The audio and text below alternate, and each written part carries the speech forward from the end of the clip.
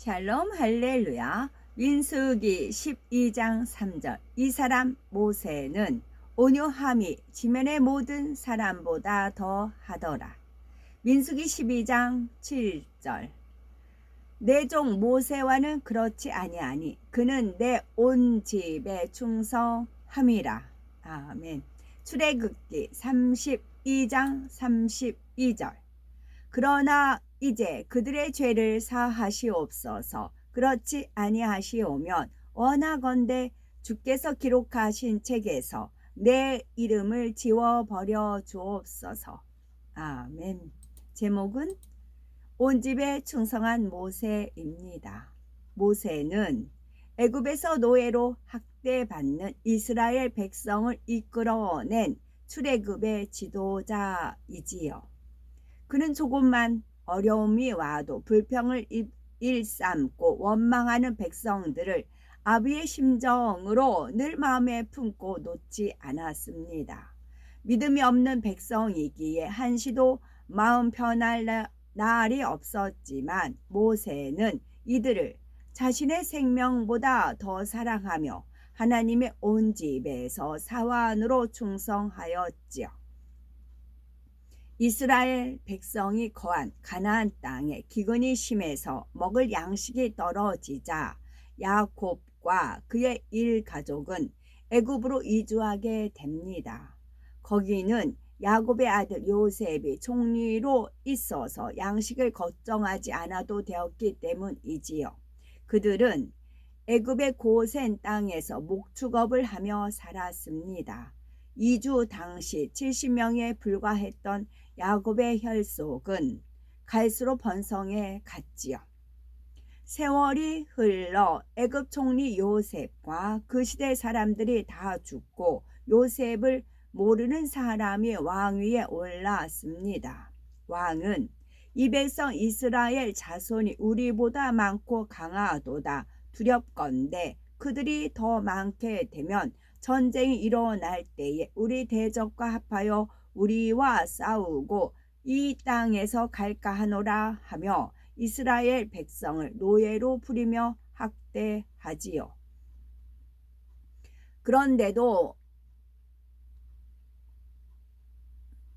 이스라엘이 더욱 번성하니 바로 왕은 이스라엘 백성 중에 태어나는 남자아이는 모두 죽이라는 명령을 내립니다. 모세는 이런 암울한 시대에 태어났지요. 그의 부모는 석 달간 모세를 숨겨 키우지만 더 이상 숨길 수 없게 되자 갈대 상자에 넣어 강물에 띄웁니다.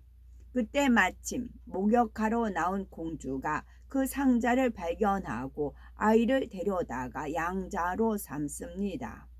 하나님 은혜로 모세의 친어머니가 유무로 추천되고 공주는 아이를 데려다가 젖을 먹이며 키우게 합니다. 이로써 모세는 어린 시절 친어머니에게서 히브리 민족과 하나님에 대해서 배웠고 애굽 왕궁에서 공주의 아들로 최고의 교육을 받으며 성장했습니다. 그래서 그의 마음 한편에는 친어머니로부터 들은 하나님과 애굽에서 고통받는 자기 민족에 대한 연민이 떠나지 않았지요. 어느 날 모세는 애굽 사람이 자기 민족인 히브리 사람을 때리는 것을 보고 의분이 일어나 그를 쳐 죽이고 맙니다. 그런데 다음 날 히브리 사람끼리 싸우는 것을 보고 모세가 잘못한 사람에게 네가 어찌하여 동풀을 치느냐 하며 말리지요. 그러자 그가 네가 애굽 사람을 죽임같이 나도 죽이려느냐 하므로 애굽인을 죽인 것이 단로가 납니다. 이에 바로 왕이 모세를 죽이려고 잤습니다. 만일 모세가 자기 안위만 생각했다면 동족이 고통당하는 것을 보고도 자신에게 해가 미칠까봐 모른 채 했을 것입니다. 그러나 모세는 자기 민족인 하나님의 백성과 함께 고난받는 것을 더 좋아했습니다. 결국 모세는 미디안 광야로 도망가서 그곳 미디안 제사장의 딸과 결혼하여 양무리를 치며 살지요.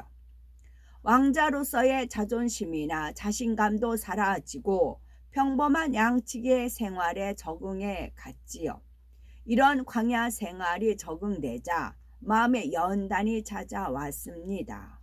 자신은 가진 자 같았으나 막상 현실에서는 아무것도 없다고 생각하니 인생의 허무함이 느껴졌지요.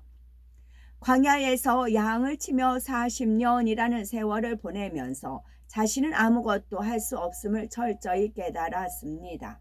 자기 의분에 못 이겨 사람을 쳐 죽였던 모세가 이처럼 낮아질 수 있었던 것은 바로 연단이 있었기 때문입니다.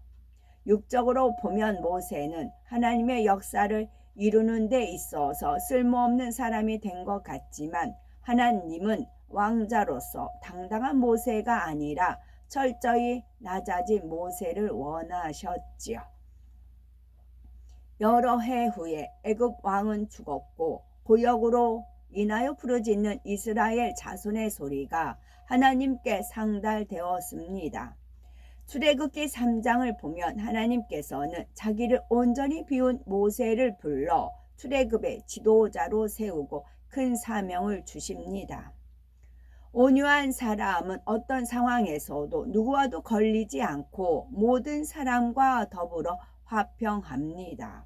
자기 생각과 교양에 맞지 않아도 품어주지요. 믿음이 연약하고 악을 바라는 사람도 외면하지 않고 끝까지 변화될 것을 바라며 기다려줍니다. 출애굽의 지도자 모세는 장정만 해도 60만 명에 이르는 이스라엘 백성을 출애굽시켜 가나안 땅으로 가는 40년 동안 많은 어려움을 겪습니다. 백성들은 하나님께서 모세와 함께 하시는 수많은 기사와 표적을 보면서도 이내 원망하였지요. 그러다가 하나님의 뜻을 거스르고 범죄함으로 마침내 멸망당할 위기에 처합니다. 이때 모세의 온유함이 얼마나 승하였는지 성경에 잘 나와 있습니다. 출애굽기 32장을 보면 모세가 하나님의 계명을 받기 위해 시내산에 올라가서 더디 내려오자 이스라엘 백성들이 송아지 형상의 우상을 만들어 신으로 섬기며 방탕히 먹고 마시며 뛰놀았습니다. 그러자 하나님께서 얼마나 진노하셨던지 백성들을 진멸하겠다고 하십니다. 이때 모세는 이 백성이 자기들을 위하여 금신을 만들어 싸우니 큰 죄를 범하였나이다. 그러나 합의하시며 이제 그들의 죄를 사하시옵소서. 그렇지 않사오면 원컨대 주의 기록하신 책에서 내 이름을 지워버려 주옵소서라고 간절한 중보 기도를 올립니다. 모세는 생명책에서 자기 이름이 지워질지라도 즉 지옥에 떨어질지라도 백성들을 구원해 달라고 하나님께 매달렸습니다. 자기 생명을 담보로 멸망당할 위기에 처한 백성을 구해 달라고 했지요. 모세의 공의를 뛰어넘는 사랑의 간구에 하나님께서는 뜻을 돌이키십니다. 이처럼 모세는 자신을 미워하고 원망하는 자들이라 할지라도 생명을 줄 수 있는 최고의 선을 품었습니다.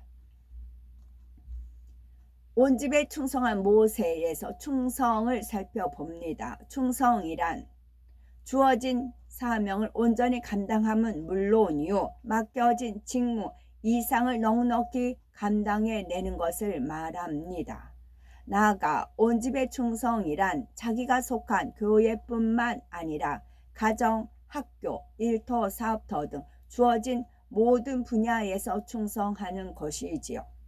이처럼 온 집에 충성하기 위해서는 자신의 마음과 정성, 시간과 물질까지도 아끼지 않고 기꺼이 희생할 수 있어야 합니다. 히브리서 3장 5절에 모세는 장래에 말할 것을 증거하기 위하여 하나님의 온 집에 사원으로 충성하였고 했습니다. 모세가 얼마나 자신을 낮추어 맡은 사명을 온전히 감당했는지 알 수 있지요. 당시 모세의 사명은 이스라엘 백성을 출애굽시켜 가나안 땅으로 인도하는 것이었습니다. 그런데 조금만 어려움이 오면 모세를 원망하고 대드는 백성들을 이끈다는 것은 쉽지 않은 일이었지요.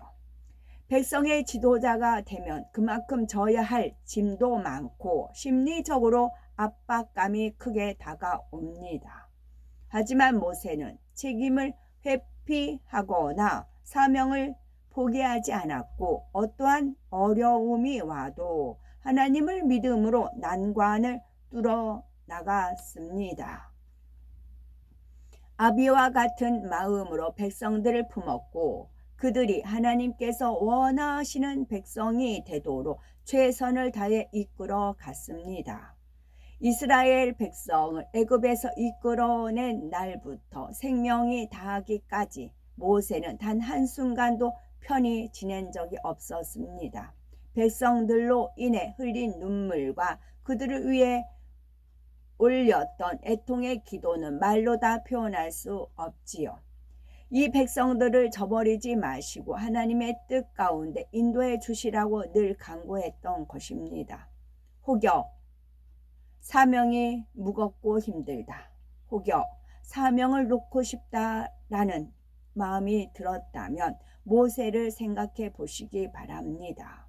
그는 이스라엘 백성을 애굽에서 이끌어낼 때부터 생명이 다할 때까지 충성하고도 열매가 적다며 민망히 여겼습니다. 이처럼 하나님께서 주신 사명을 감당함으로 잘 감당하여 풍성한 열매를 거두시는 복되고 아름답고 보배로운 우리가 되어야 되겠습니다. 아멘.